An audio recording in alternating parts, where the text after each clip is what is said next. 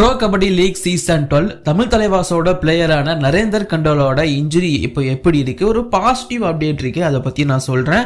And அது மட்டும் இல்லாம மேலும் ஒரு சில டீம்ஸோட jersey update and captain update and கூடவே பிகேஎல் சீசன் 12க்கான டிக்கெட்டும் இப்போதைக்கு ரிலீஸ் பண்ணிட்டாங்க. அதை எப்படி நீங்க புக் பண்றது எல்லாமே உங்களுக்கு டீட்டெயிலா சொல்றேன். இப்போ வாங்க வீடியோ பார்க்கலாம். சார் சார் ஒரு நிமிஷம் சார் சார் ஒரு நிமிஷம் சார் ஒரு நிமிஷம் சார் ஒரே ஒரு 1 நிமிட்டுங்க. Hello every friends, 1 minute please. So friends, first நான் சொல்ல போகிற விஷயம் பெங்கால் வாரியர்ஸ் பற்றினது. பெங்கால் வாரியர்ஸ் ஆல்ரெடி அவங்களோட ஜெர்சியை ரிலீஸ் பண்ணிட்டாங்க அண்ட் ஃபோட்டோ ஷூட்டும் இப்போ முடிஞ்சிருச்சு.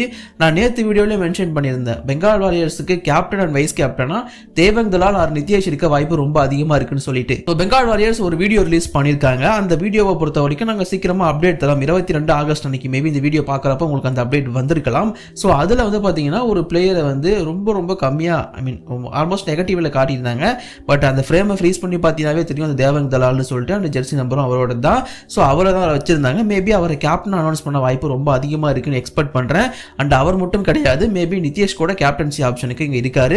இவங்க 2 பேருக்கு தான் கேப்டன்ஸ் அண்ட் வைஸ் கேப்டன்சி அப்படிங்கிறது போகும் அப்படிங்கிறது என்னோட ஒப்பீனியன். பெங்கால் வாரியர்ஸ் கூடிய சீக்கிரம் மேபி இந்த வீடியோ பார்த்துட்டு இருக்கப்போ அவங்களோட கேப்டன் அஃபிஷியலாக அனௌன்ஸ் பண்ணியிருக்கலாங்கிறது என்னோட ஒப்பீனியனாக இருக்கு. அண்ட் அந்த வீடியோ உங்களுக்கு அடுத்ததாக வந்து சேரும். அதுக்கு சேனலை மறக்காம சப்ஸ்கிரைப் பண்ணி வச்சுக்கோங்க. அண்ட் கூடவே அடுத்ததாக வந்து பார்த்தீங்கன்னா மகாராஷ்டிரா டெர்பி. மகாராஷ்டிரா ஸ்டேட்டில் பொறுத்த வரைக்கும் 2 டீம் பிகேல பார்ட்டிசிபேட் பண்றாங்க. உங்க எல்லாருக்கும் தெரிஞ்சிருக்கும். தெரியலனா சொல்லிடுறேன், யூமும்பா டீமும் மகாராஷ்டிராவை பேஸ் பண்ண ஒரு டீம் தான். அண்ட் கூடவே புனேரி பல்டனும் மகாராஷ்டிரா ஸ்டேட்டை சேர்ந்த டீம் தான். ஸோ இந்த 2 டீமுக்கும் எப்பவுமே ரைவல்ரி இருக்கும். இது மகாராஷ்டிரா டெர்பி அப்படின்னு கூட சொல்லுவாங்க. இப்போ அந்த 2 டீமோட கேப்டன்ஸ் அண்ட் கூடவே 2 டீமோட கோச்சஸை வச்சு போட்டோ ஷூட் அப்படிங்கிறது நடந்துருந்துச்சு. ஸோ அதில் வந்து பார்த்தீங்கன்னா புனேரி பல்டன் அண்ட் யூமும்பா 2 பேருமே வந்து அவங்களோட ஜெர்சியை போட்டுக்கல. நான் என்ன சொல்ல வரேன் அப்படின்னா, 2 டீமுக்குமே இன்னும் ஜெர்சி அப்படிங்கிறது லான்ச் பண்ணப்படலை. பட் இந்த பக்கம் புனேரி பல்டனை பொறுத்த வரைக்கும் head coach Ajay Thakur and கூடவே கேப்டன் அஸ்லம் இனம்தர் அண்ட் அந்த கேப்டனை கன்ஃபார்ம் பண்ணிட்டாங்க புனேரி பல்டன். அதை நான் உங்களுக்கு சொல்லிக்கிறேன். ஏன்னா புனேரி பல்டனோட கேப்டன் யாரா இருக்கலாம், நிறைய பேருக்கு டவுட் இருந்திருக்காது. அது அஸ்லம் இனம்தர் அப்படிங்கிறத நமக்கு கன்ஃபார்ம் ஆயிருக்கும். இப்போ அந்த போட்டோ ஷூட்ல அதை கன்ஃபார்ம் பண்ணிட்டாங்க, அங்கே அஃபிஷியலாக அனௌன்ஸ் பண்ணலனாலுமே. அதுக்கப்புறமா இந்த பக்கம் யூமும்பாவை பொறுத்த வரைக்கும் கேப்டன் சுனில்குமாரும் கோச் அனில் சப்ரானாவும் இங்க வந்து அட்டன் பண்ணியிருந்தாங்க இந்த போட்டோ ஷூட்டை பொறுத்த வரைக்கும்.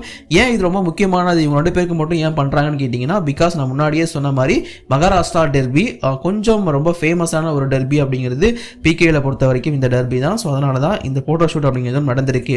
அண்ட் இது மட்டும் இல்லாமல் யூமும்பா இப்போதைக்கு ஒரு போஸ்ட் போட்டு இப்போதைக்கு ஹிண்டா கொடுத்துட்டு இருக்காங்க. 22 அன்னைக்கு காலையிலே வந்து ஒரு 6 மணிக்கெல்லாம் ஒரு போஸ்ட்டை போட்டிருந்தாங்க. என்னன்னா, இன்னைக்கு வந்து பார்த்தீங்கன்னா ஜெர்சி ரிவீல் இருக்க போகுது அப்படின்னு சொல்லிட்டு. அண்ட் தென் ஒரு 8:30 மணிக்கு வந்து பார்த்தீங்கன்னா இன்னொரு போஸ்ட்டை போட்டு டைமிங் அந்த போட்டிருந்தாங்க. ஸோ 22 ஆகஸ்ட் அன்னைக்கு யூமும்பாவும் தங்களோட ஜெர்சியை வந்து லான்ச் பண்ண போறாங்க. அதற்கான ஈவெண்ட்டும் அவங்க பெருசாக கண்டக்ட் பண்ண போறாங்க அப்படிங்கிறது இப்போதைக்கு தெரிய வந்திருக்கு. பட் இந்த ஈவெண்ட்டை வந்து அவங்க எப்போ நடத்த போறாங்க, என்ன டைம்ங்கிறது இன்னும் கன்ஃபார்மாக அவங்க சொல்லலை. அதனால இந்த வீடியோ எடுக்கிறப்போ நான் ஜெர்சி அவங்க ரிலீஸ் பண்ணல, நான் பார்க்கவும் இல்லை. ஸோ அதனால யூமும்பா அண்ட் பெங்கால் வாரியர்ஸ் ஜெர்சி இப்போதைக்கு நமக்கு தெரியல. இந்த வீடியோ ரிலீஸ் ஆனதுக்கப்புறம் தான் அவங்க வந்து ரிலீஸே பண்ணுவாங்க. அதுக்கப்புறமா அது அடுத்த வீடியோவில் நான் உங்களுக்காக மென்ஷன் பண்ணுறேன். பட் இந்த 2 டீமும் இப்போதைக்கு ஜெர்சியை ரிலீஸ் பண்ண போறாங்க அப்படிங்கிறது மட்டும் கன்ஃபார்ம் ஆயிருக்கு. இது இல்லாமல் மேலும் ஒரு சில டீம்ஸோட கான்செப்ட் ஜெர்சி அப்படிங்கிறது ரிலீஸ் ஆயிருக்கு. கான்செப்ட் ஜெர்சினா என்னன்னா, இந்த மாதிரி இருக்கலாம் அப்படிங்கிறதா கேல்னவ் தான் அந்த கான்செப்ட் ஜெர்சியை ரிலீஸ் பண்ணியிருக்காங்க. ஃபர்ஸ்ட் ஜெய்ப்பூர் பிங்க் பேந்தர்ஸோட ஜெர்சி இப்படி இருக்கலாம் அப்படிங்கிற மாதிரி ஒரு கான்செப்ட் ஜெர்சியை ரிலீஸ் பண்ணியிருக்காங்க கேல்னவ். ஸோ இது பார்க்க கொஞ்சம் நல்லா தான் இருக்கு. இன்ஃபேக்ட் ஜெய்ப்பூர் பிங்க் பேந்தர்ஸோட பிகேஎல் சீசன் 11 ஜெர்சியும் நல்லா தான் இருந்துச்சு. அதையே மெயின்டைன் பண்ண போறாங்களா இல்லை என்ன பண்ண போறாங்க அப்படிங்கிறது தெரியல. ஜெய்ப்பூர் பிங்க் பேந்தர்ஸ் தான் கடைசி டீமா அவங்களோட ஜெர்சி அண்ட் கூடவே கேப்டன் அனௌன்ஸ் பண்ணுவாங்க அப்படின்னு தெரிய வந்திருக்கு. அது ஏன்லாம் எனக்கு கேட்காதீங்க, பட் அவங்க தான் கடைசியாக இதை பண்ணுவாங்க அப்படிங்கிற மாதிரி இப்போதைக்கு சொல்லியிருக்காங்க. யூமும்பா பெங்கால் வாரியர்ஸ் ஆல்மோஸ்ட் பண்ண போறாங்க. புனேரி பல்டனும் 23 ஆகஸ்ட் பண்ண போறாங்கன்னு கேள்விப்பட்டேன். பட் இவங்க கொஞ்சம் லேட்டாக தான் பண்ணுவாங்க அப்படிங்கிறதுக்கான நியூஸ் இருக்கு. பட் கான்செப்ட் ஜெர்சி இதுதான், இப்படிதான் இருக்க போகுதுங்கிறத சொல்லியிருக்காங்க. எந்த அளவுக்கு இது கரெக்டாக இருக்குங்கிறதெல்லாம் நம்ம வெயிட் பண்ணி தான் பார்த்து தெரிஞ்சுக்கணும். அண்ட் தென் அப்படியே ஹரியானா ஸ்டீலர்ஸ் பக்கம் வந்தோம் அப்படின்னா, ஹரியானா ஸ்டீலர்ஸுக்கு ஜெர்சி அப்படிங்கிறது வந்து அதுவும் ஒரு கான்செப்ட் ஜெர்சியாக தான் ரிலீஸ் ஆகிருக்கு. இதுவும் கேல்னவ் தான் ரிலீஸ் பண்ணியிருக்காங்க. ஸோ இந்த கான்செப்ட் ஜெர்சினா என்னன்னா, இந்த மாதிரி இருக்கலாங்கிறது தான். அதுக்காக இதே ஜெர்சி வரணுங்கிறதுலாம் அவசியம் கிடையாது. And Haryana stealers maximum season 11 இருந்த ஜெர்சியை அப்படியே ரீட்டைன் பண்ண போறாங்க அப்படிங்கிற மாதிரி தான் நம்ம கேள்விப்பட்டோம். எப்படி பெங்களூரு புல்ஸ் தெலுங்கு டைட்டன்ஸ் அதே ஜெர்சியை வச்சிருக்காங்களோ அந்த மாதிரி பிகாஸ் இங்கே வந்து ஆல்ரெடி சாம்பியன்ஷிப் அடித்தாங்க. ஸோ சென்டிமெண்ட்டாகவும் அவங்க பார்க்கலாம். அதனால் ஹரியானா சிலர்ஸ் அதே ஜெர்சியோட பார்க்கவும் வாய்ப்பு ரொம்ப ரொம்ப அதிகமாக இருக்குது. பட் எதுவாக இருந்தாலும் வெயிட் பண்ணி பார்த்து நம்ம பொறுமையாக தெரிஞ்சுப்போம். அண்ட் தென் கூடவே பட்னா பைரட்ஸோட ஜெர்சி கொஞ்சம் எக்ஸ்ட்ரா ஒயிட் ஆட் ஆன் ஆகி வரப்போகுது. அண்ட் அதில் லைட்டாக பிங்கிஷாகவும் இருக்க போகுது அப்படிங்கிற மாதிரி கான்செப்ட் ஜெர்சிங்கிறது ரிலீஸ் ஆகிருக்கு. இது எந்த அளவுக்கு உண்மைன்னு எனக்கு தெரியல. பட்னா பைரட்ஸாவே நமக்கு பச்சை கலர் தான் ஞாபகம் வரும். அதுலேருந்து கொஞ்சம் மாறினா கூட நமக்கு கொஞ்சம் ஆக்வர்டாக தான் இருக்கும். தமிழ் தலைவாசுக்கு எல்லோ எங்கடாங்கிறது நமக்கு பெரிய கேள்விக்குறியா இருக்கு. இந்த சமயத்தில் பட்னா பைரட்ஸ்ல பிங்க்கும் ஒயிட்டும் ஆன் ஆக போகுது அப்படிங்கிறத கேட்கறது கொஞ்சம் ஆக்வர்டாக தான் இருக்கு. பட் எப்படி ரிலீஸ் ஆக போகுதுன்னு எதுவுமே தெரியாது. பட் இது எல்லாமே வந்து பார்த்தீங்கன்னா இப்போதைக்கு கான்செப்ட் ஜெர்சியாக தான் இருக்கு. இது வரைக்கும் ப்ராக்டிஸ் ஜெர்சி மட்டும் தான் ரிலீஸ் பண்ணியிருக்காங்க. பட்னா பைரட்ஸோட ப்ராக்டிஸ் ஜெர்சிலையுமே நிறைய ஃபுல் ஆஃப் ஒயிட்டை வந்து நம்ம பார்க்க முடிஞ்சது. அண்ட் ஃபுல் ஆஃப் க்ரீனும் நம்ம பார்க்க முடிஞ்சது. ஸோ இதுல இருந்து அவங்க எப்படி வேரி ஆக போறாங்க? ஏன்னா அவங்களோட க்ரீனே வந்து பார்த்தீங்கன்னா டார்க் இல்லாமல் கொஞ்சம் லைட் க்ரீனாக இருக்கும். பட் இப்போ டார்க் க்ரீனை கொஞ்சம் நிறைய கான்சென்ட்ரேட் பண்ண ஆரம்பிக்கிறாங்க. ஒயிட்டை வந்து ஜெர்சியில் ஆட் ஆன் பண்ணுறாங்க. இந்த மாதிரியான ஒரு சில இன்க்ளூஷனை கொண்டு வராங்க. ஸோ இதெல்லாம் என்ன பண்ண போறாங்க அதெல்லாம் பொறுத்து வந்து பார்த்து தெரிஞ்சுப்போம். பட் இதெல்லாமே கான்செப்ட் தான் திரும்ப நான் மென்ஷன் பண்ணிக்கிறேன். அண்ட் இந்த மாதிரியான அப்டேட்ஸ்க்கு நம்ம சேனலை மறக்காம சப்ஸ்கிரைப் பண்ணி வச்சுக்கோங்க. அதற்கு பெல் ஐக்கான் கிளிக் பண்ண மறந்துடாதீங்க. அண்ட் நம்ம புதுசாக நீலாஸ் டைரின்னு சொல்லிட்டு விளாக் சேனல் ஆரம்பிச்சிருக்கோம். அதையும் மறக்காம சப்ஸ்கிரைப் பண்ணி வச்சுட்டு சப்போர்ட் பண்ணுங்க. எனக்கு அது போதும். அப்படியே நாம தமிழ் தலைவாஸ் இல்லை அதுக்கு முன்னாடி டிக்கெட்டை பற்றி சொல்லிடுறேன். விசாகப்பட்டினம் தான் PKL சீசன் 12 ஃபர்ஸ்ட் லெக் அப்படிங்கிறது ஆரம்பிக்க போகுது. ஆகஸ்ட் 29 அன்னைக்கு ஆரம்பிச்சு நடக்க போகுது. இன்னும் ஒரு வாரம் இருக்கு. உங்க எல்லாருக்குமே இது தெரியும். அப்படி இருக்கிறப்போ இப்போதைக்கு விசாகப்பட்டினம் லெக்குக்கான டிக்கெட் அப்படிங்கிறது ஆன்லைன்ல ஓப்பன் ஆயிடுச்சு. ஸோ நீங்க இப்போதைக்கு டிக்கெட் வேணும் அப்படின்னா ஆன்லைன்ல போயிட்டு புக் பண்ணிக்கலாம். எங்க நீங்க புக் பண்ணலாம்னு பார்த்தீங்கன்னா டிஸ்ட்ரிக்ட் ஜொமேட்டோ அப்படின்னு ஒரு ஆப் இருக்கு இல்லையா, இப்போதைக்கு அதான் பல டிக்கெட்ஸை சேல் பண்ணிட்டு இருக்காங்க.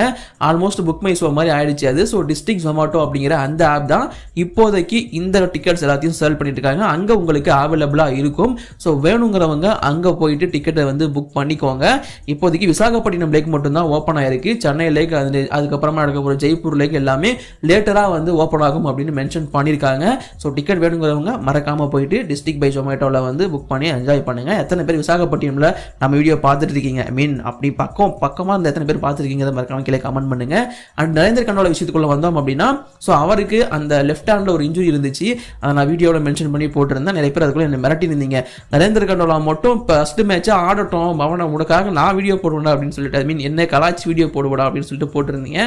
ஓகே, பட் நான் எதுவோ இருந்துச்சோ அதை தான் உங்ககிட்ட சொல்லியிருந்தேன். இப்போ நரேந்திர கண்டோலா வந்து ப்ராக்டிஸ் கூட என்ட்ரி ஆயிருக்காரு அப்படிங்கிற மாதிரி தெரிய வந்திருக்கு. தமிழ் தலைவாஸ் ரீசெண்டாக ரிலீஸ் பண்ண போட்டோலையுமே தலைவனோட கையில் வந்து அந்த பேண்டேஜ் கிடையாது. அந்த கையில் போட்டிருந்தார் இல்லையா கிரிப்புக்காக, ஸோ அது கிடையாது. அண்ட் அது மட்டும் இல்லாமல் இமோன்ஸ் வந்து ஒரு வீடியோ ரிலீஸ் பண்ணியிருந்தாரு. அதாவது நரேந்திர கண்டோலாவை வச்சு இமோன்ஸ் ஒரு வீடியோ ரிலீஸ் பண்ணியிருந்தாரு. நரேந்திர கண்டோலா ரைடு போறாரு. ஸோ ப்ராக்டிஸ் பண்ற மாதிரியான வீடியோ தான் அது. ஸோ அப்படி பார்க்குறப்போ இது ஒரு பாசிட்டிவான விஷயமா தான் இருக்கு. நரேந்திர கண்டோலாவுக்கு இன்ஜுரி வந்து ரெடி ஆயிடுச்சு. தலைவன் இதுக்கப்புறம் மேட்சஸ் ஆடுறதுக்கான வாய்ப்பு ரொம்ப அதிகமாக இருக்கு அப்படின்னு எக்ஸ்பெக்ட் பண்றாங்க. பட் இப்போவும் நான் சொல்றேன், ஸ்டார்ட் ஆஃப் த மேட்சஸ்ல வந்து அவர் இருப்பாராங்கிறது எனக்கு ஒரு சின்ன டவுட் தான். ஒரு மேட்சோ 2 மேட்சை கூட மிஸ் பண்ண வாய்ப்பு இருக்கும்னு தான் எனக்கு தோணுது. இது எந்த அளவுக்குன்னு தெரியல. ஆட வந்தாருன்னா எனக்கு தான் ஃபர்ஸ்ட் சந்தோஷம், அதை நான் இல்லைன்னு சொல்லலை.